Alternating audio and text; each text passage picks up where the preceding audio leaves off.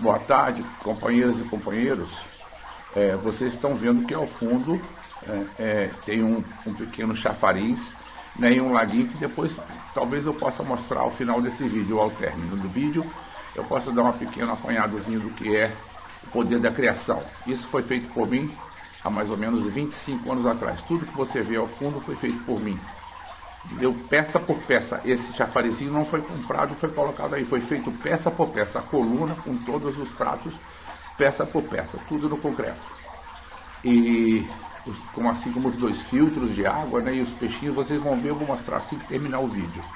Mas eu vou começar a falar e vocês vão dizer assim: esse Luiz, né, agora está escorregando na maionese, pisando na batatinha. Porque esse cidadão não fala coisa com coisa.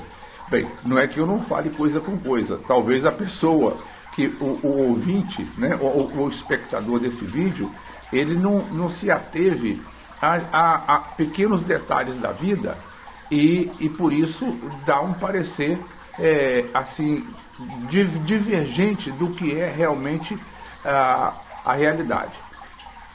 Pois bem, o que eu quero falar é o seguinte: daí vocês pensarem que eu realmente não estou no meu estado normal. Bem, mas no meu estado normal isso não é novidade, porque eu nunca estive nesse estado, certo? Eu sempre estive dentro de uma anormalidade, tanto que quando era na minha infância mais tenra, né, nos meus primeiros anos de vida, eu queria fazer, né, de uma barata uma centopeia. Vocês imaginam que grau de loucura, né? Fui eu, né, naquela época. Eu era considerado o que se chamava na época um pequeno CDF, que hoje vocês chamam de nerds, né? Então, o que eu quero dizer é o seguinte: existiu no Brasil, nos anos 50, exatamente no ano de 52, um acontecimento que marcou bastante a sociedade brasileira e principalmente a sociedade carioca, não é? Que foi o crime do Sacopã. O que é o crime do Sacopã? Bem, Sacopã, para quem não sabe, é uma pequena ladeirazinha que tem no bairro da Zona Sul do Rio de Janeiro, próximo à Lagoa Rodrigo de Freitas, chamado Ladeira do Sacopã. E esse crime se deu lá e o finado foi encontrado dentro de um carro da época, não é, um Citroën. Bem, isso não vem ao caso. O mistério não foi desvendado e caiu no ostracismo, né? A justiça tentou, a investigação não conseguiu. Pois bem, isso caiu no esquecimento popular. Agora, houve um personagem bastante pitoresco envolvido nesse episódio, chamado Leopoldo Heitor. Leopoldo Heitor. Vou falar desse mesmo personagem na segunda passagem. Já agora, não em 52, mas em 1962, existiu um outro crime bárbaro que também foi de comoção popular, que foi conhecido como o crime da Dama de Tefé. Aí vocês perguntam, quem foi a Dama de Tefé? E eu vou dizer a vocês: existiu, estou falando o verbo correto, existiu, não estou falando em plural, duas Damas de Tefé. A primeira é que ninguém se refere a ela, que foi a senhora Nair, a Dama de Tefé, esposa, no início do século passado, do século antepassado, esposa do Marechal Hermes da Fonseca. Essa foi a primeira dama do nosso país, no início do século antepassado, esposa do Marechal Hermes da Fonseca. Mas não é dessa cidadã que nós vamos falar aqui, e nem da segunda, que é a chamada Dana com N, Dana de Tefé, T-E-F-F-E com acento. É uma senhora, se não me equivoco, de origem judia, de origem tchecoslovaca, e ela morreu na estrada Rio-São Paulo, num crime brutal, que não se sabe como foi executado, né, a razão pela qual não se deixou nenhum vestígio e não se foi encontrado o corpo. Essa senhora jamais veio à tona, jamais apareceu. E vocês se lembram que eu falei de um cidadão chamado Leopoldo Heitor, conhecido, né, pelo cognome de advogado do diabo. Esse foi o cognome dado a esse senhor, a esse advogado, Leopoldo Heitor, naquela época. O advogado do diabo. Pois bem, esse senhor foi preso e depois absolvido e solto por não evidência de provas. Bem, eu tive o prazer ou o desprazer de ter conversado até com ele, porque esse senhor tinha um escritório, estou dizendo no começo dos anos 80, ele tinha um escritório na Avenida Franklin Roosevelt, no Castelo, no Rio de Janeiro. Quem conhece o Rio de Janeiro, no bairro do Castelo, ali perto da Igreja da Glória,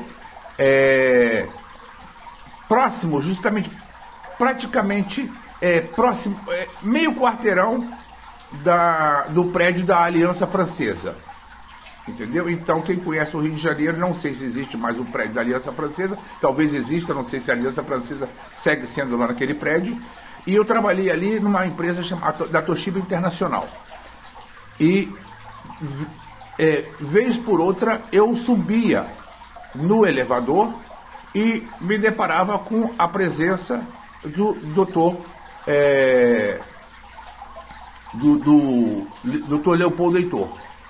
E que eu cumprimentava, e muitas vezes ele conversava comigo e tudo. Então, essa foi a passagem. Eu tive o prazer de conhecer pessoalmente o advogado do diabo, Dr. Leopoldo Heitor. Mas por que eu estou falando isso? Vocês perguntarão, né? E com todo direito. Porque esse Luiz está agora, né, realmente pisando na maionese, escorregando e caindo feio. Não, não é isso. Eu tive a cautela de assistir ao vivo a passagem da sustentação oral dos advogados do primeiro núcleo crucial, da primeira turma crucial. E esse nome, diga-se de passagem, crucial, vem de cruz, né? Lembrando a via dolorosa. A via dolorosa. E por quê? Porque, na verdade, a passagem desses cidadãos, estou falando de cidadãos, não estou falando como o filho do maligno, o filho mais jovem do maligno que diz cidadãos. Esses cidadãos não terão a felicidade e muito menos plena, porque cairão num abismo, como já estão nele, e de lá não sairão, por mais que um dia saiam de suas prisões, ou prisões físicas, ou prisões mentais, eles jamais sairão dela. Entendeu?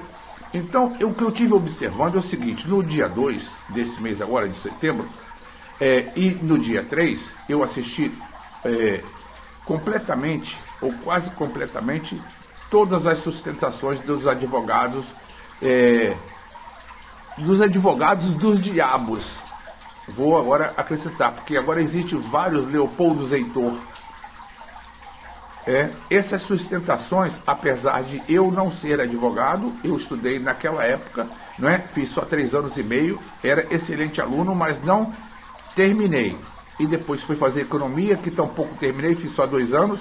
E depois, já por último, entrei na literatura, que fiz pouco menos de 1 ano por insistência de mamãe. Era um excelente aluno, sempre fui, mas não gostava daquele clima competitivo que se formava dentro das faculdades. Não é? Você tirou quanto? Eu tirei 7,5, eu tirei 9. Então eu não gostava disso, porque a incompetência do bruto é que tenta aplastar aquele que sabe, ao sábio. Mas então, como eu não me considero sábio, mas tampouco era um bruto, eu preferi sair daquilo ali. E deixei mamãe a ver navios, pelo menos no seu quesito de desejo, né? Que ela mais queria que eu fosse uma pessoa, vamos dizer assim, a linguagem, entre aspas, uma pessoa de bem. Bem, eu não sei o que é pessoa de bem, mas é o que dizia a mamãe. Pois então, essas sustentações orais, pelo que eu pude observar, e também de outros comentários de outros criminalistas, essas sustentações, elas se deram de forma precária, muito banal e primária. E vocês puderam assistir, quem assistiu, que até no final, vocês viram que alguns advogados, eles chegavam a se alterar, como se fosse possível negar o óbvio. Entendeu? Negar o óbvio é impossível. Todo mundo sabe que o Mandrião, né, o líder mor da trama golpista, né, ele não tem escapatória. Então, assim como tampouco vai ter para os seus filhos. E para toda esta caterva maldita, né, que está sendo julgada no primeiro núcleo crucial. E agora depois vem o segundo núcleo, o terceiro vem o quarto núcleo. E depois também outras tantas personagens, né, que vocês mesmos elegeram para ocupar o nosso Congresso Nacional. Não é? Porque supostamente vocês, se tivessem opinião formada, opinião própria, e tivesse uma condição política instrutiva, mas vocês não têm. A maioria de vocês, sabe, nesse quesito é um zero à esquerda. Então, vocês, principalmente em municípios de população muito pouco densa, né? Esses municípios, esses habitantes desses pequenos municípios se deixam levar, se vendem, né? Como que estivesse vendendo a alma ao diabo. Se vendem por um simples cachorro quente, por uma nota de R$50, por uma dentadura ou um par de chinelas, como se diz no Nordeste, chinela, não é? Então, é o que eu vejo.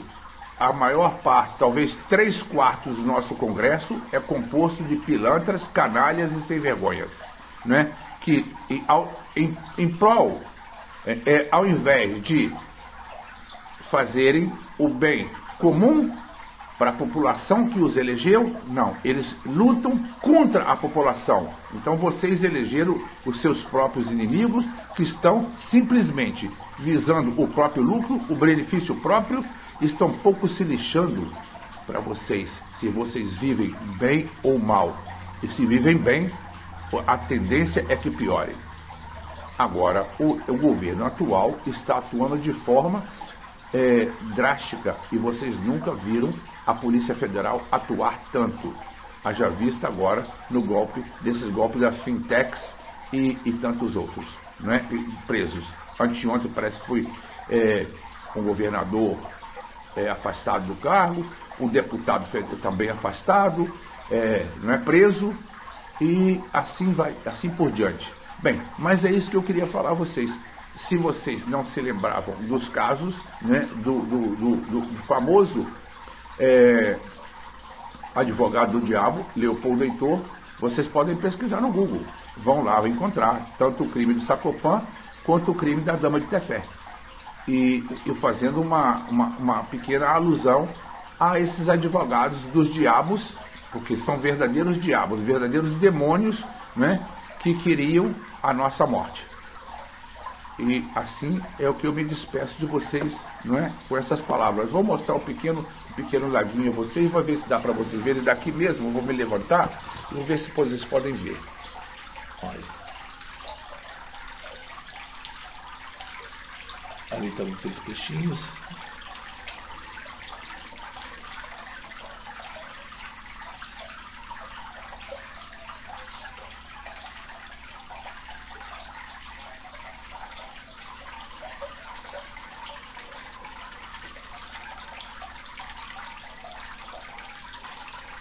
Acho que já deu para vocês poderem ver mais ou menos do que se trata o poder da criação. Bem, muito obrigado, boa tarde e até a próxima.